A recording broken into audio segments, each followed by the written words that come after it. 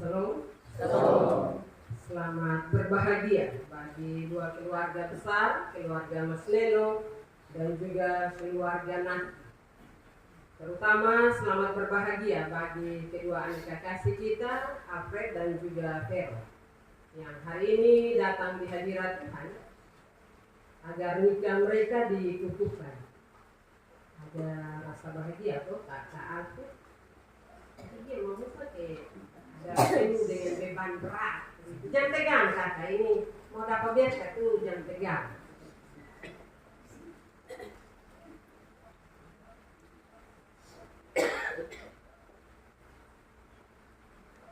Baik, sekali lagi shalom. Shalom. Bapak Mama, saudara-saudara yang saya kasihi dalam Tuhan kita Yesus Kristus. Kebenaran firman Tuhan telah kita baca dan juga kita dengar. Dan saya percaya bahwa firman ini bukan baru. Karena kita pasti mengikuti ibadah, bahkan kebaktian peneguhan. Firman ini kadang dibacakan, bahkan dikhotbahkan. Bapak Mama, saudara-saudara yang saya kasihi dalam Tuhan kita Yesus Kristus, tema untuk kita renungkan bersama pada sore hari ini adalah janji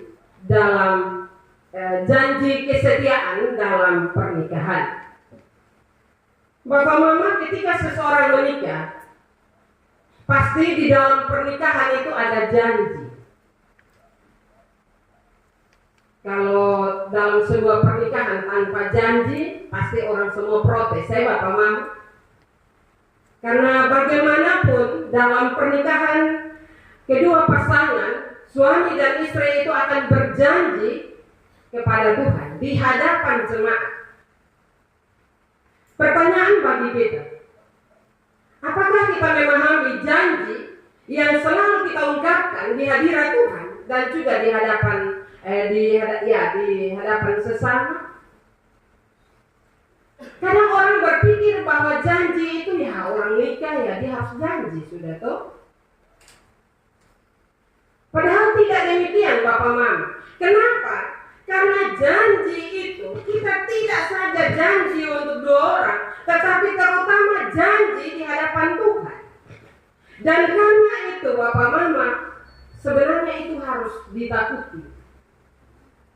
Potong janji dengan manusia, saya potong takut Bapak Mama. Misalnya potong pinjam uang di orang, potong janji bulan depan potong ganti. Dan ketika bulan depan potong belum dapat doi, itu potong gemetar, potong pikiran, potong punya ketakutan. Bagaimana kalau orang yang punya uang itu datang dan minta kita? Apa yang kita persiapkan? Jawaban apa yang kita persiapkan? Nah, Bapak Mama, ini janji dengan Tuhan. Karena itu kalau semua orang percaya memahami bahwa ketika dia berjanji dengan Tuhan itu adalah sebuah janji yang tulus, maka setiap pasangan tidak akan saling mengkhianati. Karena ini bukan janji dengan manusia ya Bapak Mama, ini janji dengan Tuhan. Dan firman Tuhan menceritakan kepada kita bahwa Allah menjadi saksi. Nah, karena itu Bapak Mama, Allah yang menjadi saksi atas sebuah pernikahan, maka harus punya rasa hormat dan rasa takut dan pegang janji kita kepada Allah. Karena dia saksi, dia tidak akan lupa. Manusia suami istri boleh melupakan janji nikah itu, tetapi Allah tidak lupa. Allah akan selalu ingat itu. Tapi seberapa banyak orang yang diberkati oleh Tuhan ingat dia pun janji. Banyak orang lupa. Karena banyak orang lupa itu, maka orang sampai ke meja pengadilan, sampai ke perceraian. Padahal firman Tuhan jelas, Allah membenci perceraian. Karena itu hari ini Kakak Alfred dan Kakak Vero sebentar nanti berjanji ya. Susiap kok. Nah, susiap janji Berarti ingat bahwa bukan bab saksi dua-dua, saya yang saksi, orang tua, keluarga, kita semua yang ada. Tapi ingat bahwa saksi Allah. Tuhan Allah yang menjadi saksi untuk pernikahan kakak berdua. Karena itu punya rasa hormat dan takut kepadanya.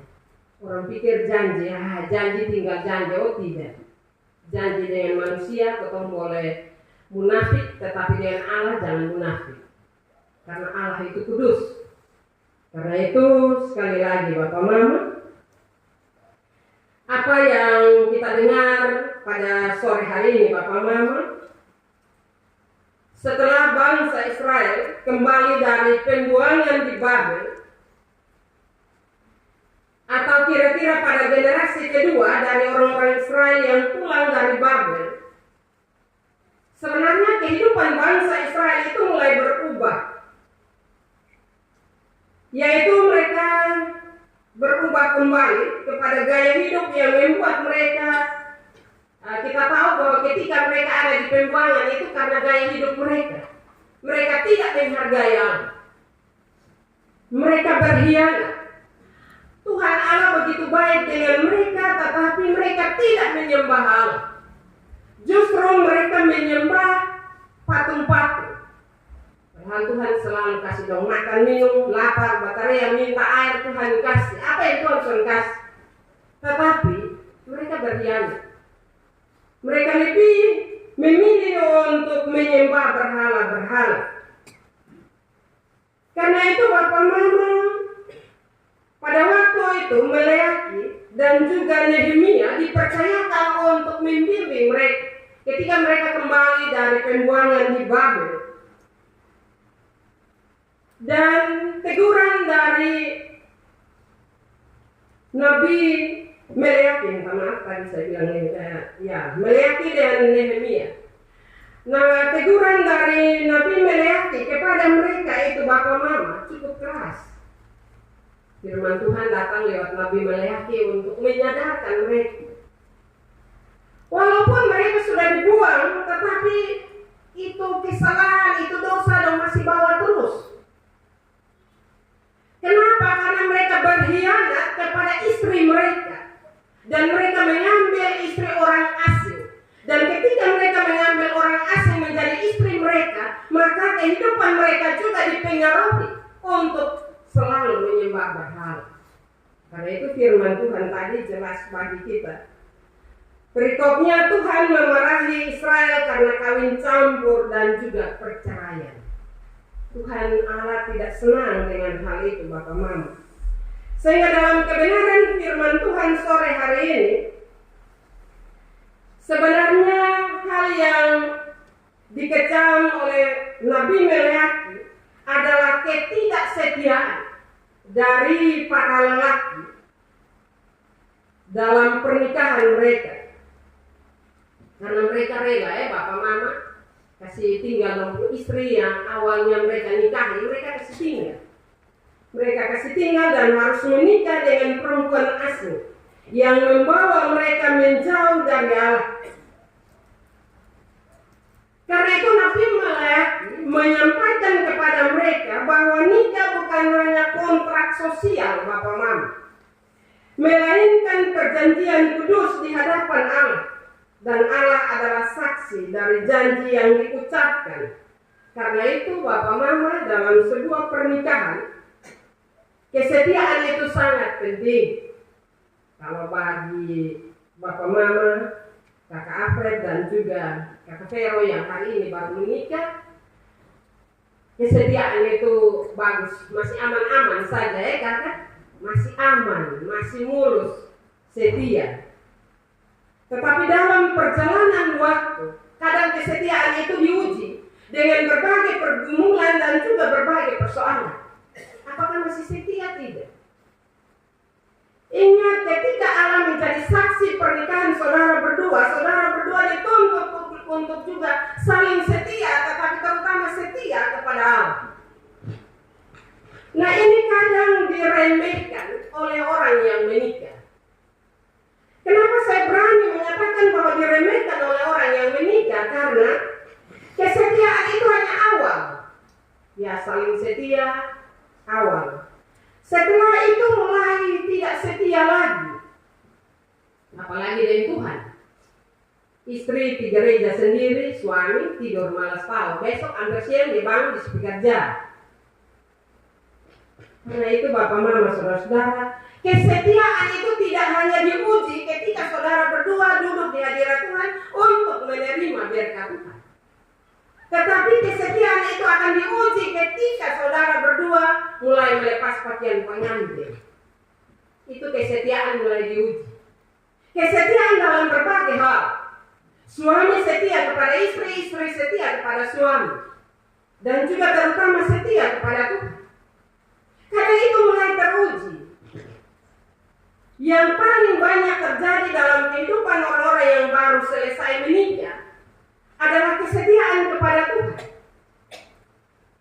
Ya, berdoa ketika berlutut saya, Kakak Afred dengan Kakak Vero berdoa, minta Tuhan sejumlah permintaan masing-masing akan minta. Habis itu besok tidur sudah capek, apalagi pesta sampai pagi. Itu besok sudah lupa berdoa. Itu kesetiaan kita mulai diuji dari hal yang kecil. Karena itu saya berharap Kakak Afred dan juga Kakak Vero tidak demikian ya. Kesetiaan kita akan diuji, tetapi ketika kita setia dengan Tuhan, Roh Kudus akan selalu kasih ingat kita bahwa setia kepada Tuhan, takut kepada Tuhan karena dia menjadi saksi dalam pernikahan kita. Karena itu Bapak Mama, saudara-saudara yang saya kasih dalam Tuhan secara keseluruhan, Meleki mencatat, di sini saya mencatat 6 cara hidup orang Israel setelah selesai mereka kembali dari pembuangan dan mereka bangun kembali bait suci untuk kedua kalinya. Yaitu yang pertama, Bapak Mama, perceraian. Perceraian dalam iman Kristen adalah perbuatan yang tidak setia. Apapun alasan perceraian itu kecuali karena mau. Perceraian itu adalah tindakan pengkhianatan dan pelakunya adalah pengkhianat. Karena itu Bapak Mama, supaya dalam kehidupan keluarga kita tidak disebut sebagai pengkhianat, maka perceraian itu tidak boleh terjadi dalam kehidupan kita. Bapak Mama, itu kalimat itu kayaknya kasar, pengkhianat.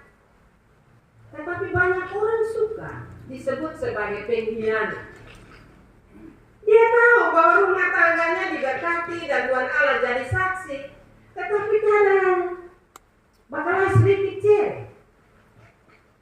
Apalagi lihat mertua satu sudah lebih bagus, lebih cantik, atau lihat laki-laki satu mulai ganteng dan seterusnya, mulai cari-cari alasan. Ini sudah betul, ini sudah baik, ini sudah cocok dan seterusnya. Dan berkelahi sedikit omong, cerai.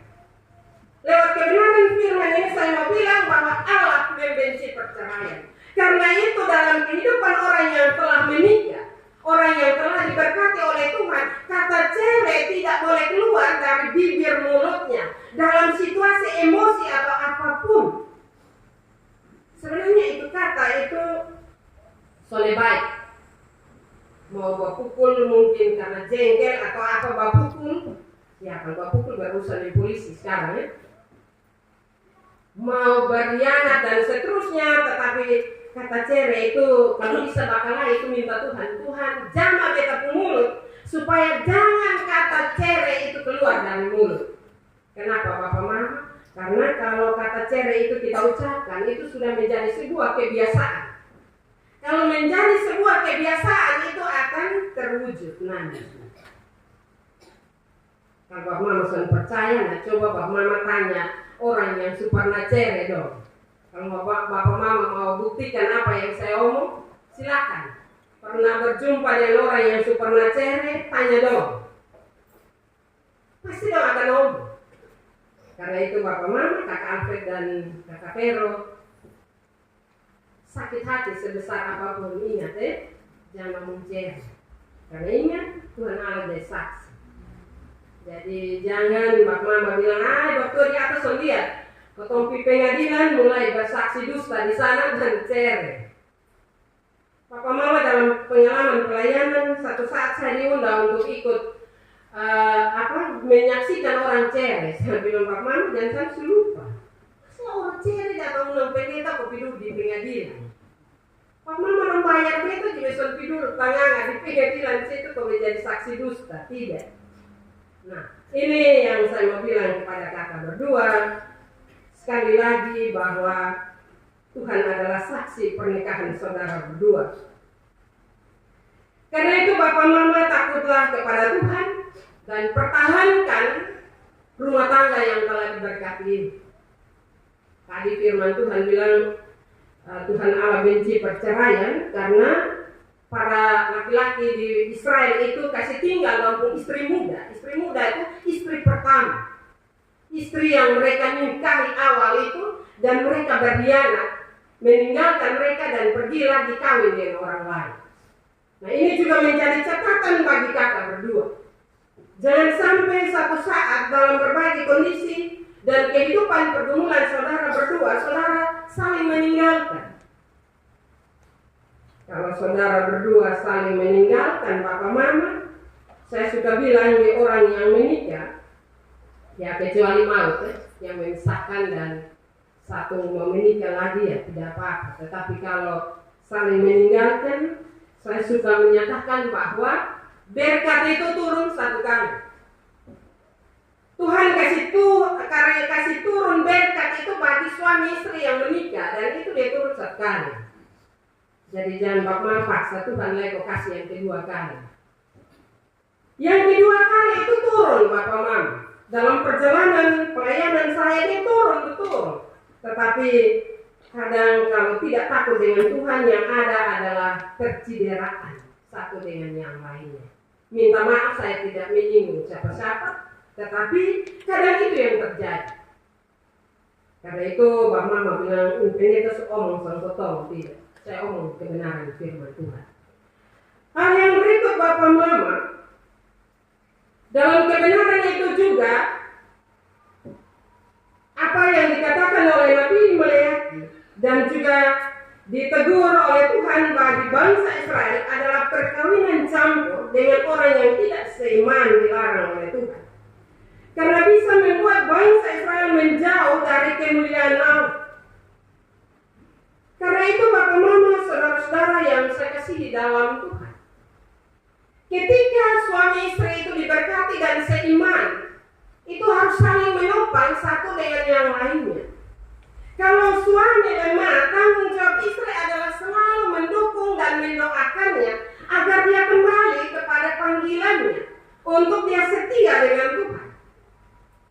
Nah, ini kadang juga susah ya, banyak orang sudah menikah, tetapi istri dong saya datang gereja. Bapak baru datang. Saya suka tanya, Bapak di mana? Wih, makanya tadi berdoa besok capek. Kenapa capek? Bapak lu susah, Mama lu sama datang gereja. Nah saya tanya, nah Mama lu berdoa atas Bapak kok belum? Siapa mau berdoa kerja main ketemu omong datang gereja, mau datang gereja terus. Biar kok dia berdoa sendiri. Nah itu sakit. Kenapa harus seiman?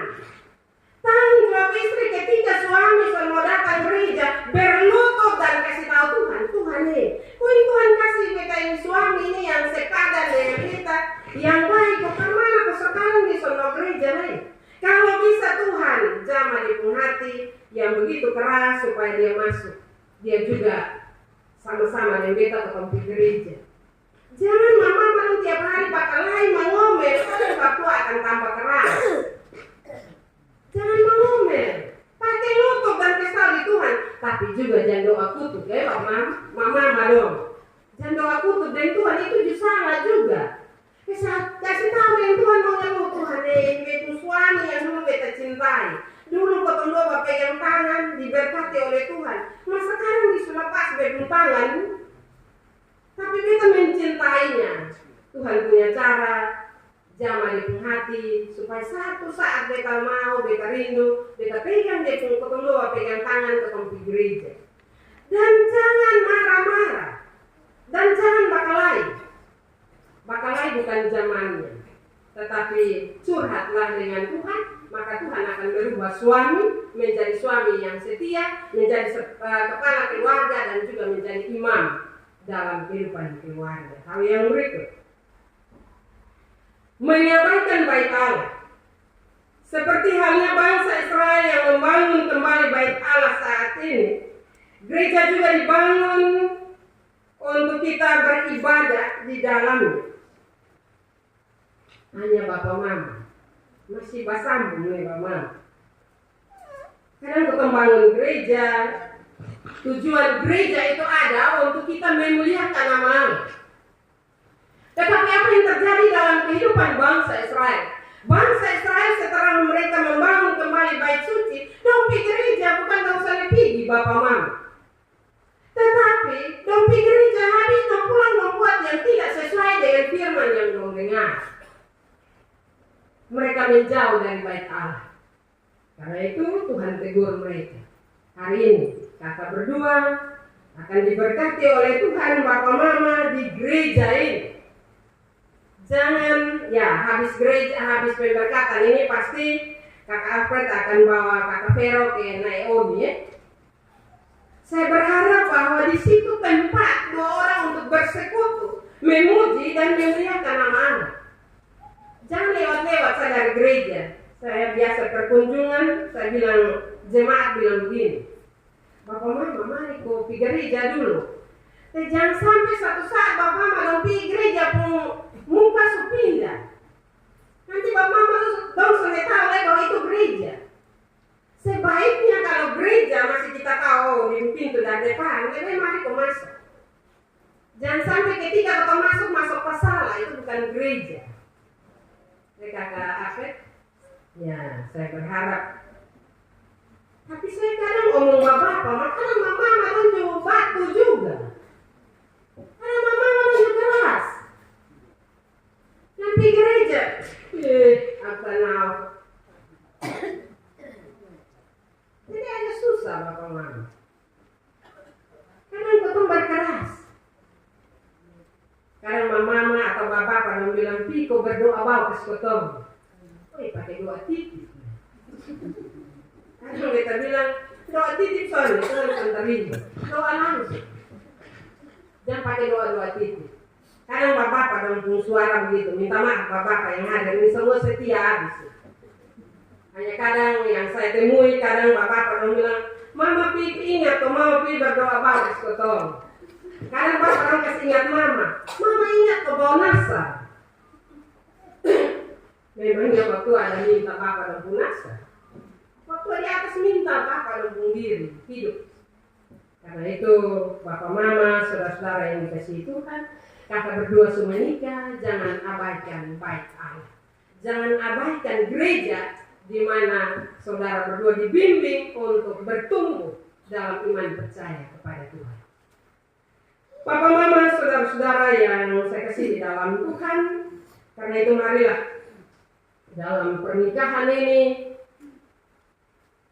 dua orang akan menjadi satu dan tentu kakak Alfred akan menjadi seorang pemimpin.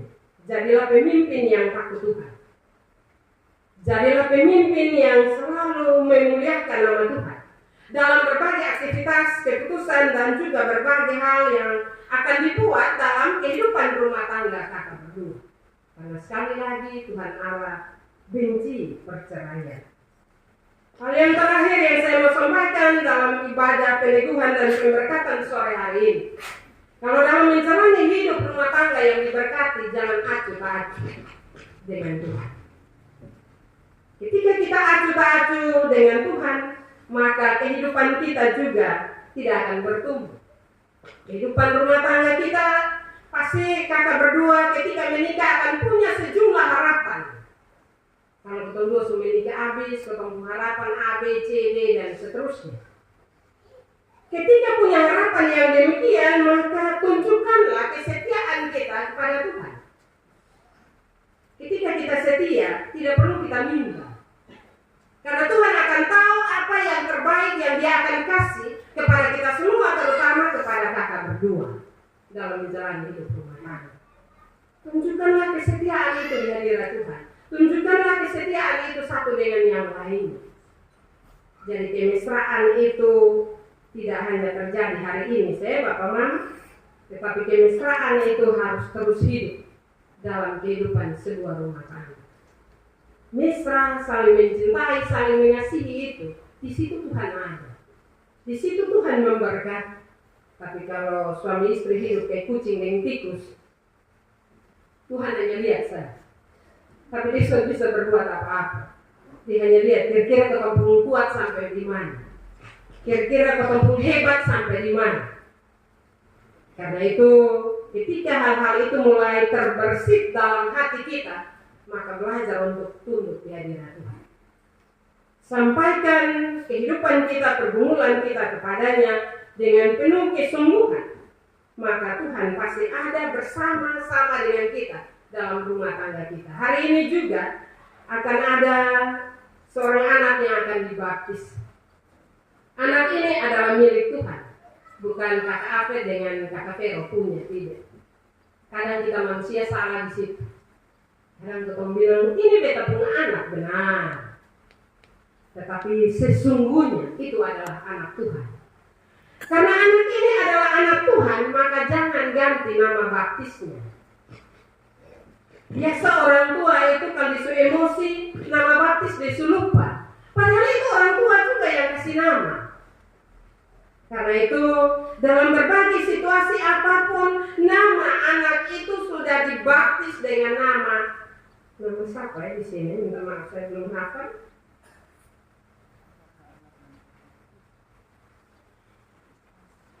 Alvaro Edzar Masnelo. Alvaro Edzar. Nah, itu anakku nama. Jangan mamtua marah batua baptis lain. Ibu bukan pendeta. Pendeta sebaptis habis kakak Vero. Pendeta sebaptis habis. Jadi dalam situasi marah atau apapun jangan baptis ulang. Karena kalau kakak Vero baptis ulang itu Tuhan pasti selalu suka. Atau juga kakak Afet itu anak subaptis, pendeta subaptis. Jadi jangan ambil alih hak pendeta untuk baptis ulang itu anak. Kebanyakan dalam perjalanan hidup rumah tangga itu bapak dan mama dong, untung kotoga orang jual sembarang. Kalau bisa orang tua dong mau beli toga kau pakai. Jadi pendeta pakai toga subaptis habis, sumetrikan habis itu anak dengan nama yang begitu cantik, yang begitu indah sekali lagi. Jangan ganti dia nama kakak berdua jangan baptis ulang dia nama. Karena kalau yang orang tua bapak mama yang baptis ulang itu bahaya. Karena itu pakai nama yang ancur punya, bukan nama yang baik tapi nama yang ancur. Nah itu yang Tuhan sudah mau. Karena itu sekali lagi anak itu milik Allah. Tuhan Allah hanya percayakan anak ini kepada kakak Alfred dan juga kakak Vero untuk kasih hidup dia, kasih besar dia, bimbing dia untuk jadi anak yang baik. Jadi itu bukan orang pemilik, itu Tuhan pemilik. Jadi jangan selalu mengklaim bahwa ini backup anak, ini backup urusan. Kalau gereja bilang ini anak harus pergi sekolah minggu, kadang bapak kira-kira keputusan ada kerja kok, antar anak sekolah minggu. Emang tuh, lu pianta, semangat biar suka dia kapaleu di mana? Nah itu baptis ulang. Jadi saya berharap anak-anak itu milik Tuhan, karena itu bawalah anak-anak itu juga di hadirat Tuhan. Jadi jangan bawa hari ini saya kakak Vero dengan kakak Afred, bapak saksi, saya percaya bapak saksi dengar dan ketika di sana, dong soleh bawa ini anak-anak tanggung jawab bapak saksi untuk tolong kasih tahu. Lain hari mempelita bilang apa? Tolong bawa ini anak dong. Demikian juga walaupun Bapak Eman ada di sini, tetapi setiap minggu, setiap Sabtu itu selalu komunikasi. Ingat besok itu hari Minggu. Tutup mulai WA sepotong itu sah. Saya perlu tambah-tambah. Ingat besok itu hari Minggu.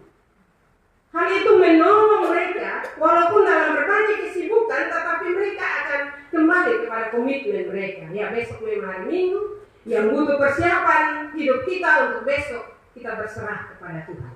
Sederhana Bapak Mama, tapi kadang orang yang menikah itu membuat menjadi sulit, dan akhirnya menjauh dari Tuhan. Walaupun tidak kawin campur, tetapi kawin seiman juga, kadang bisa menjauh dari Tuhan. firman Tuhan menolong kita semua. Mari kita renungkan firman ini, tidak saja bagi Kakak Afet dan juga Kakak Vero, tetapi bagi kita semua yang ada. Apakah janji-janji kita yang dulu kotong nikah itu masih kotong ingat? Kotong sulupa. Kalau sulupa, nah firman ini kasih ingat kotong semua. Karena itu marilah kita minta Tuhan menyempurnakan firman ini dan memampukan kita untuk melakukan dalam hidup keseharian kita. Amin. Bapak